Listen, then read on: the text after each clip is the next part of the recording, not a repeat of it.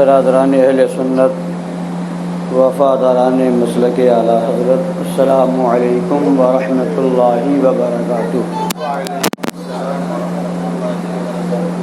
نحمده ونصلي ونسلم على حبيبه الكريم، أما بعد، فأعوذ بالله من الشيطان الرجيم، بسم الله الرحمن الرحيم، ولا تقولوا لمن يقتل في سبيل الله أموات بل أحياء ولكن لا تشعرون۔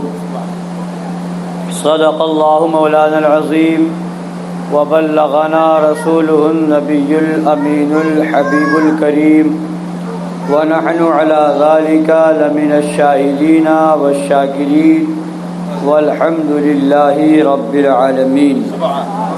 سنیم من نعرے اللہ اکبر میزنم، دم زبو بکر و عمر عثمان و حیدر میزنم،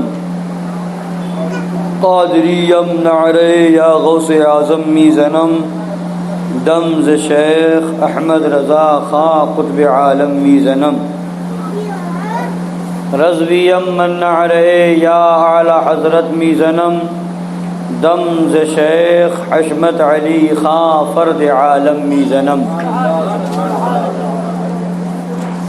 آئیے کچھ سننے اور سنانے سے پہلے ہم اور آپ مل کر اپنے آقا و مولا حضور احمد مجتبی جناب محمد الرسول اللہ ارواحنا فدا صلی اللہ تعالی علیہ وعلی آلہ وسلم کی بارگاہ عرش پناہ میں درود پاک کا نذرانِ محبت پیش کریں۔ اللہم صلی علی سیدنا و نبینا و شفیعنا و حبیبنا و مولانا محمد معدن الجود والکرم وآلہ الکرام وابنہ الکریم و امتہ الکریمہ وبارک وسلم۔ ہم اور آپ شہدائے کرب و بلا رضی اللہ تعالی عنہم اجمعین کی یاد میں موجود ہیں، ان کے نام پر محفل کا انعقاد کیے ہوئے ہیں۔ اللہ تعالی ہم سب کو شہدائے کربلا کا صدقہ عطا فرمائے اور ان کے صدقے میں ہم سب کے گناہ صغائر و کبائر کو معاف فرمائے اور ان کے مشن پر اور ان کی غلامی میں زندگی عطا فرمائے۔ سرکار اعلیٰ حضرت امام اہل سنت مجدد اعظم دین و ملت فاضل بریلوی رضی اللہ تعالی عنہ فرماتے ہیں، کیا بات رضا اس چمنستان کرم کی، زہرا ہے کلی جس میں حسین اور حسن پھول۔ تو اس چمن کی بات، اس چمنستان کی بات کیا ہو سکتی ہے جس کا ہر ایک پھول عجب نرالا رنگ رکھتا ہے، اور خود نبی نے امام علی مقام امام حسن اور امام علی مقام امام حسین رضی اللہ تعالی عنہما کو جنت کا پھول فرمایا ہے۔ جس امام حسن کو اور امام حسین کو ان کے نانا جان مختار کائنات سید الکائنات سرکار دو جہاں صلی اللہ علیہ وسلم نے جنتی جوانوں کا سردار فرمایا ہے، جن کی عظمت و رفعت کا ڈنکا پوری دنیا میں بج رہا تھا، بج رہا ہے اور بجتا رہے گا۔ مگر بات یہ ہے، ہم اور آپ کربلا کی یاد میں بیٹھے ہوئے ہیں، امام حسین کی قربانیوں کو یاد کرنے آئے ہیں، ان کے خاندان کی قربانیاں یاد کرنے بیٹھے ہیں۔ امام حسین کی عظمتوں کا جھنڈا آج بھی لہرا رہا ہے، آج بھی ہم محبت سے ان کی محفلیں سجا رہے ہیں۔ جب یاد آتی ہے کربلا کی تاریخ تو ایمان والوں کی آنکھوں سے آنسو جاری ہو جاتے ہیں۔ مگر ذرا سوچئے کہ یہ تو آج ہم 1400 سال کا قریب زمانہ گزر گیا، پھر بھی آج ان کی یاد منا رہے ہیں، ان کی عظمتوں کا ڈنکا بج رہا ہے۔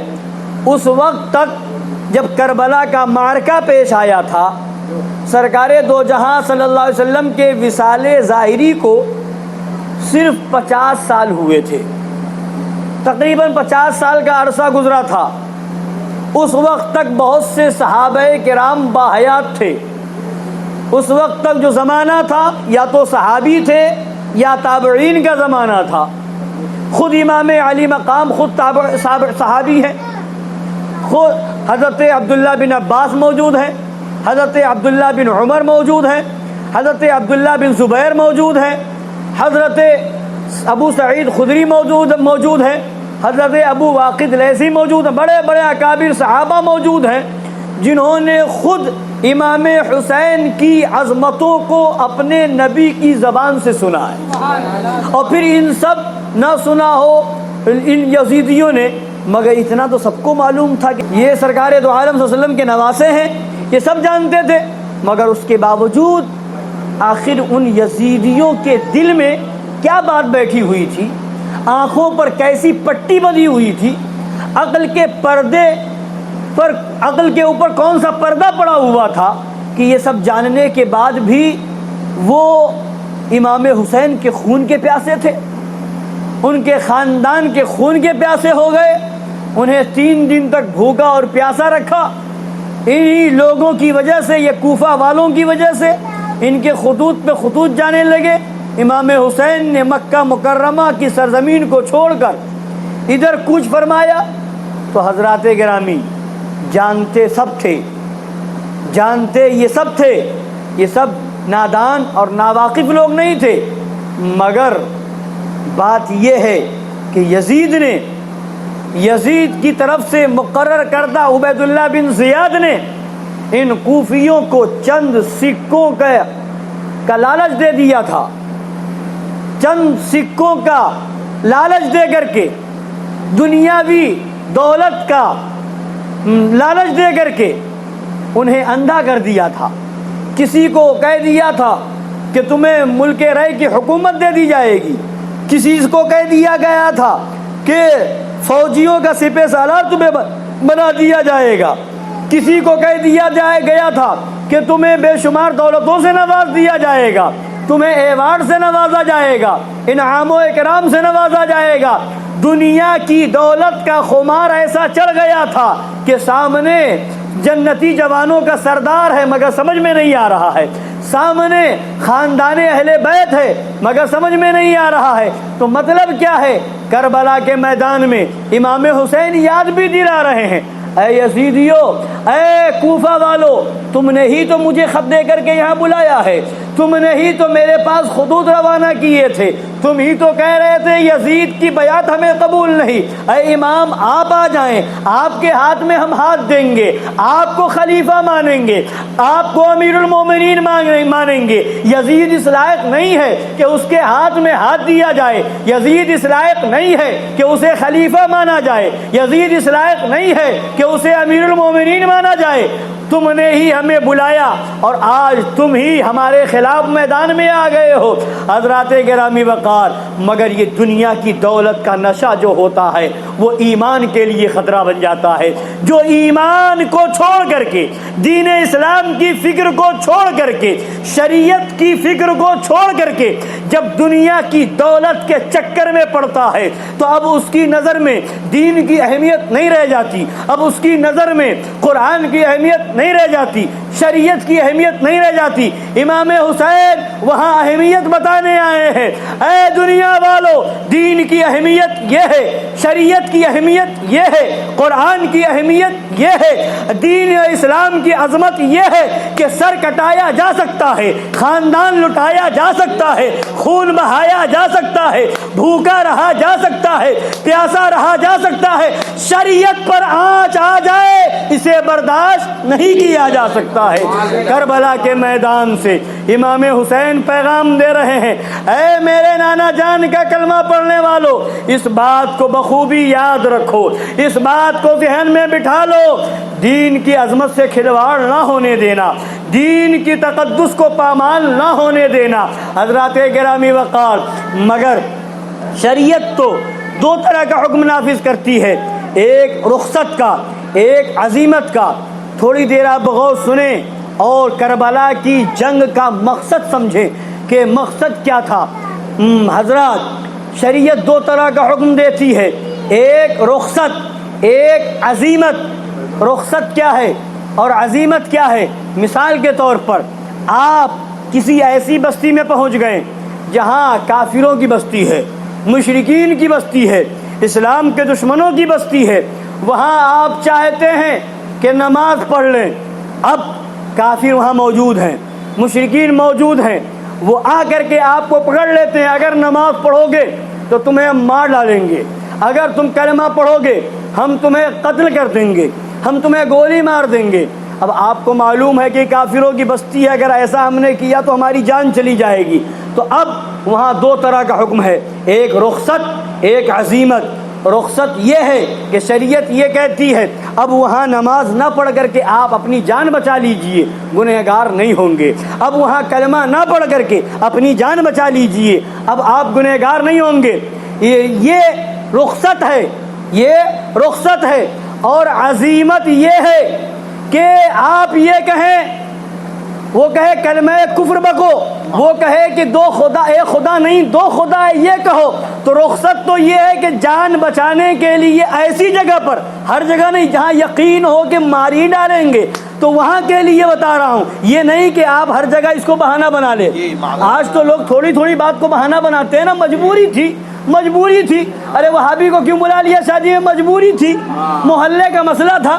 دیوبندی شرکت کیسے کر رہے؟ ارے محلے داری کا مسئلہ تھا، برا مان جاتے۔ یہ مجبوری نہیں ہے۔ کیا امام حسین سے بڑی مجبوری آ گئی؟ امام حسین کا ذکر کر رہے ہو، یاد کرو امام حسین کو، صرف محرم کے مہینے میں نہیں، پورے سال یاد رکھو۔ اور جہاں ایسا موقع آئے، شادی کی محفل ہو، نکاح کی محفل ہو، برات کی محفل ہو، ختنے کی محفل ہو، برسی کی محفل ہو، 40ویں کی محفل ہو، شب برات کی محفل ہو، 11ویں کی محفل ہو، 12ویں کی محفل ہو، ہمیشہ امام حسین کو یاد رکھو۔ اے امام حسین، کل آپ نے میدان کربلا میں یزیدیوں سے سمجھوتا نہیں کیا تھا، اور آج ہم کانپور میں ان وہابیوں سے سمجھوتا نہیں کریں گے۔ نعرہ تکبیر، نعرہ رسالت، ذکر شہدائے کربلا، میدان امام علی مقام۔ لوگ تھوڑی تھوڑی بات کو، تھوڑی تھوڑی باتوں کو، مجبوری تھی، مجبوری تھی، کیسے حسینی ہو؟ صرف شربت پینے کے لیے حسینی؟ صرف کھچڑا کھانے کے لیے حسینی؟ امام حسین کا پیغام یاد کرو، انہوں نے فاسق اور فاجر کے ہاتھ میں ہاتھ نہ دیا، سر کٹا دیا، خاندان لٹا دیا۔ اور آج ہم مجبوری، یہاں تو جمہوریت ہے ہندوستان میں، ہر ایک کو اپنے طریقے سے رہنے کا حق حاصل ہے، ہمیں بھی حق حاصل ہے، ہمیں بھی حق پاور حاصل ہے۔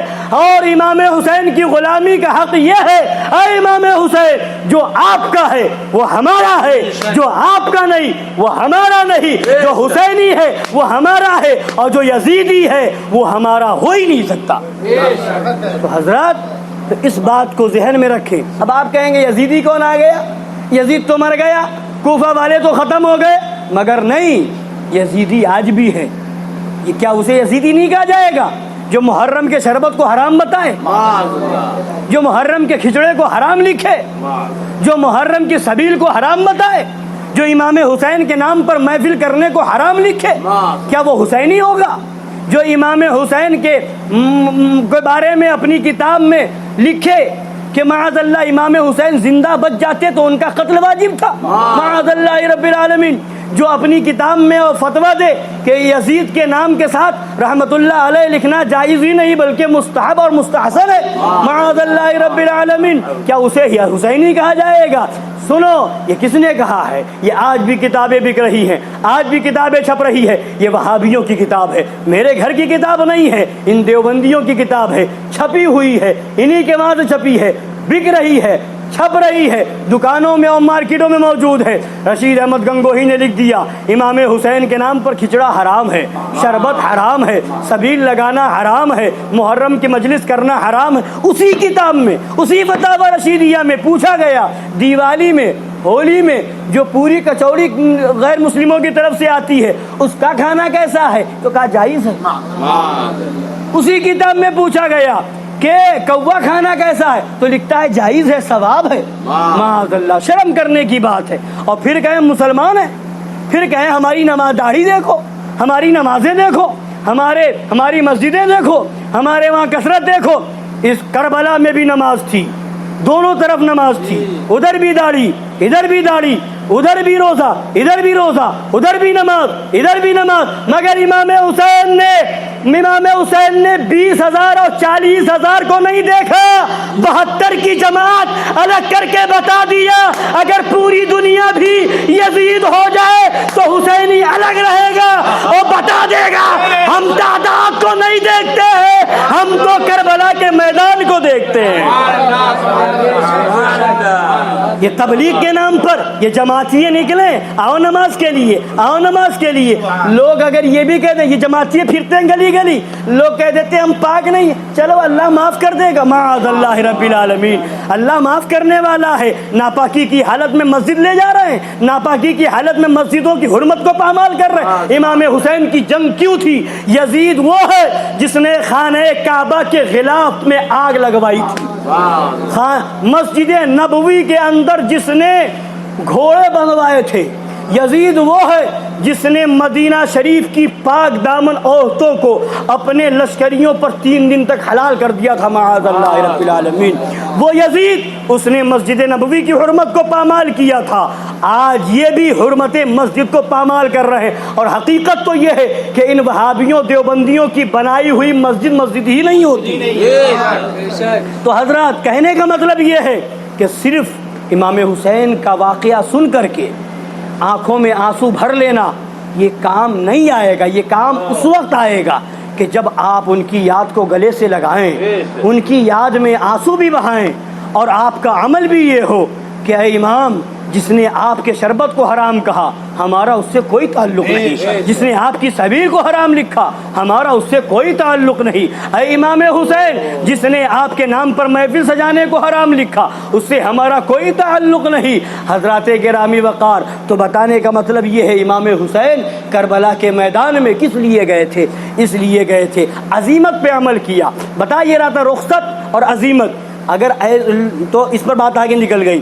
رخصت یہ ہے کہ کافروں کی بستی میں ہے، کافروں نے گھیر لیا، اور اگر یہ کہہ دیا کہ کہو خدا دو ہے یا کوئی اور کفریہ قول کہنے کو کہا، تو حکم یہ ہے کہ دل میں اطمینان رہے کہ اللہ تو ایک ہی ہے، اسلام حق ہے، دین اسلام سچا ہے، مگر زبان سے اس وقت شریعت کہتی ہے بول کر کے جان بچا سکتے ہو، یہ رخصت ہے۔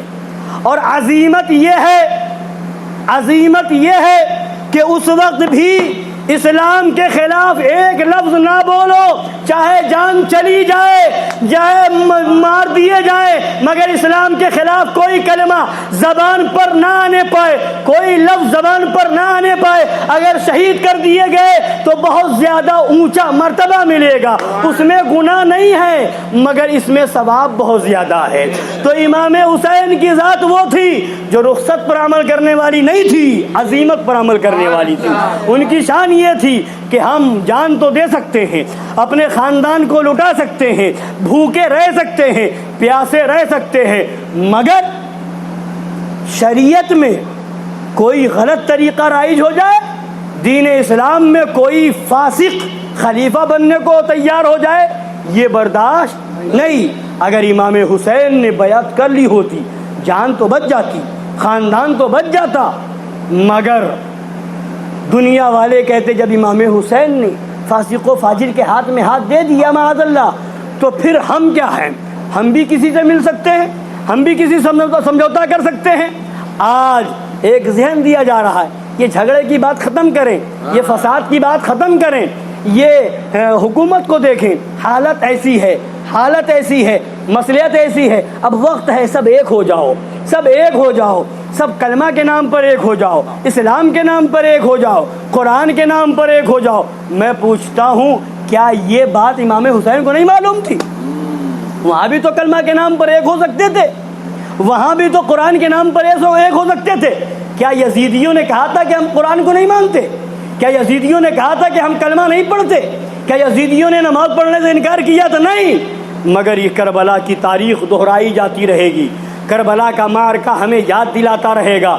اگر حسینی ہو نماز کے دھوکے میں نہ آنا، اگر حسینی ہو تو ان کے روزوں کے دھوکے میں نہ آنا، اگر حسینی ہو تو ان کی تبلیغی جماعت کے دھوکے میں نہ آنا، بلکہ حسینی ہو تو صرف یہ اوپر کی نماز اور روزے کو مت دیکھنا، اندر دیکھنا کہ ان کے دل میں کیا ہے، اندر دیکھنا ان کی کتابوں میں کیا ہے، ان کا عقیدہ کیا ہے۔ یہ وہ لوگ ہیں جن کو وہابی اور دیوبندی کہا جاتا ہے، جنہوں نے معاذ اللہ نبی پاک صلی اللہ علیہ وسلم کے بارے میں لکھا جیسا علم نبی کو ہے ویسا بچوں پاگلوں جانوروں کو بھی، معاذ اللہ رب العالمین۔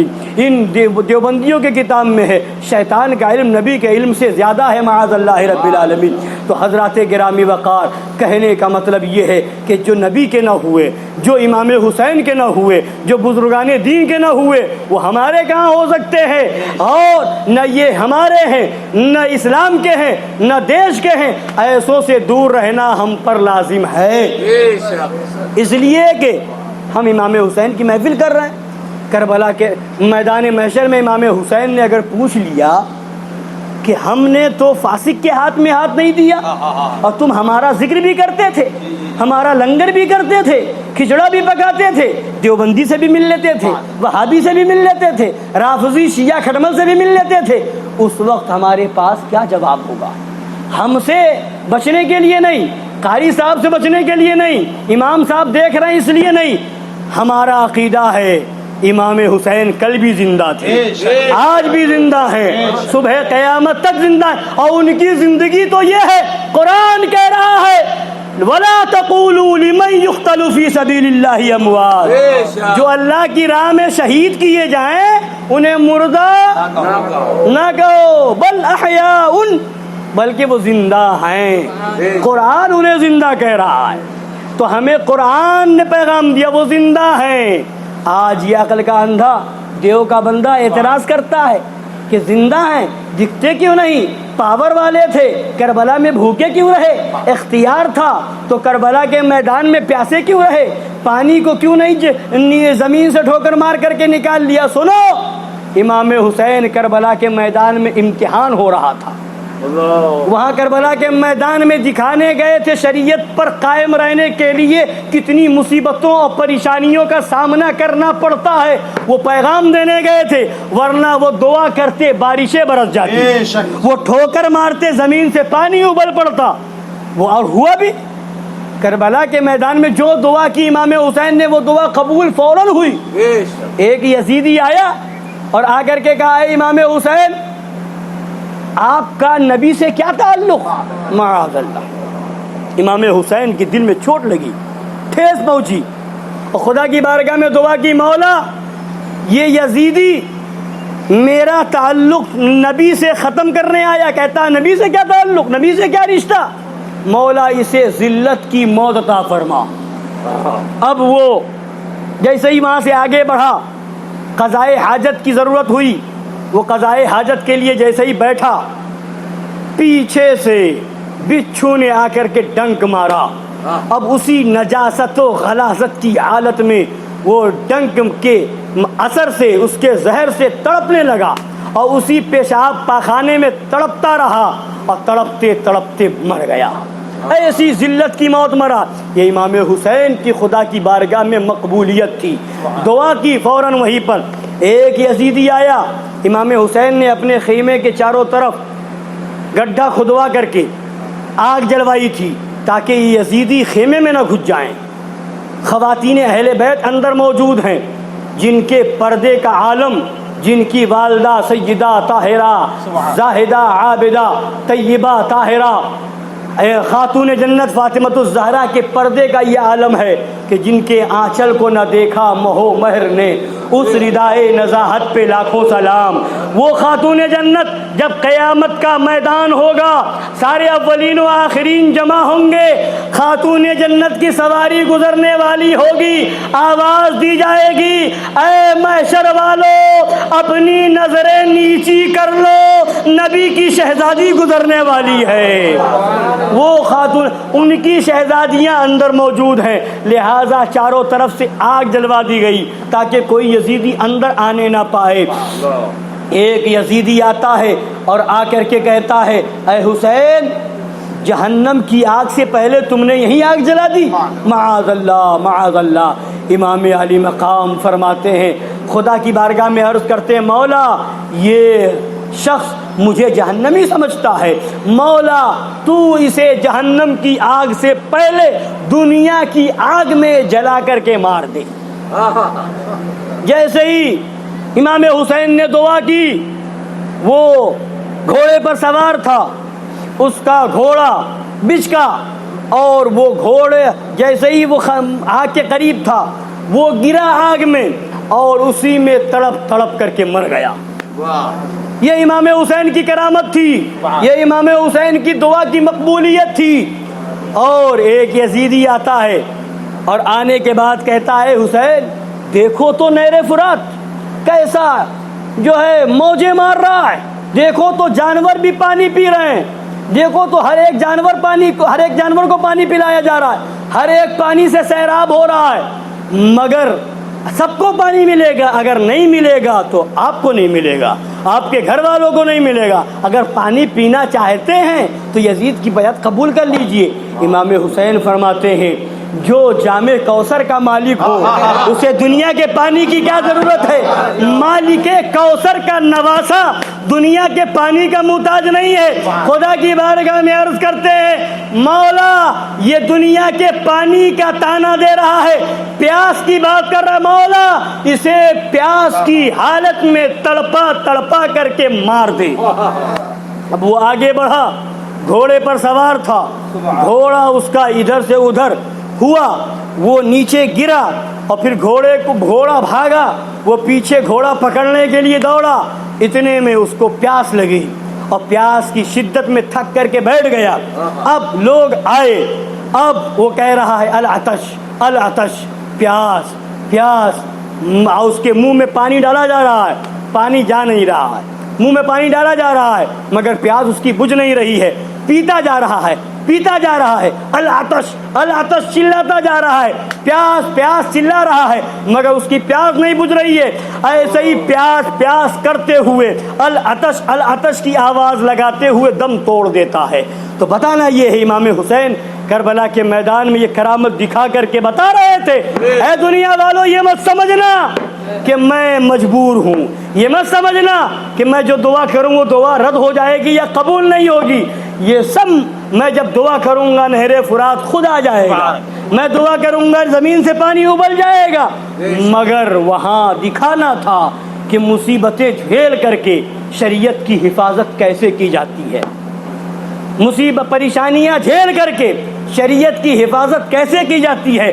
وہ نہیں، یہ قانون بنا رہے تھے کہ اگر تم لوگوں کے قائد اور رہبر ہو، اگر لوگوں کے مقتدا ہو، لوگ تمہارے پیچھے تو تمہیں بھی پریشانی آئے جھیلنی پڑے گی، یہ نہیں کہ ذرا سے چند پیسوں کے چکر میں وہابی کا نکاح پڑھا دیا، دیوبندی کا نکاح پڑھا دیا، امام صاحب بھی جا رہے ہیں، یہ نہیں دیکھ رہے وہابی ہے کہ دیوبندی، مفتی صاحب بھی جا رہے ہیں، قاضی صاحب بھی جا رہے ہیں، ایسا امام، ایسا مفتی، ایسا قاضی، ایسا پیر جو وہابیوں کے ساتھ کھائے، دیوبندیوں کے ساتھ جائے، دیوبندیوں کا نکاح پڑھائے، نہ وہ امامت کے لائق ہے، نہ وہ مولوی ہونے کے لائق ہے، نہ وہ پیر ہونے کے لائق ہے۔ اگر وہ پیر ہونے کے لائق ہے تو وہ ہوگا جو سچا غلام حسین ہوگا، امامت کے لائق وہ ہے جو سچا امام حسین کا غلام ہے، پیر ہونے کے لائق، مفتی ہونے کے لائق وہ ہے جو ہر ایک چیز سے دنیا داری میں سمجھوتا کر سکتا ہے مگر دین کے معاملے میں، شریعت کے معاملے میں کسی غدار حسین سے سمجھوتا نہیں کر سکتا۔ اللہ تعالی عوام کو بھی اور امام کو بھی، ہمیں بھی، آپ کو بھی حق بات سمجھنے کی توفیق عطا فرمائے، سچا حسینی بنائے اور اسی حسینیت پر ہمیں زندگی عطا فرمائے، اسی حسینیت پر آخرت کا سفر عطا فرمائے، آمین وما علینا الا البلاغ المبین۔ السلام علیکم۔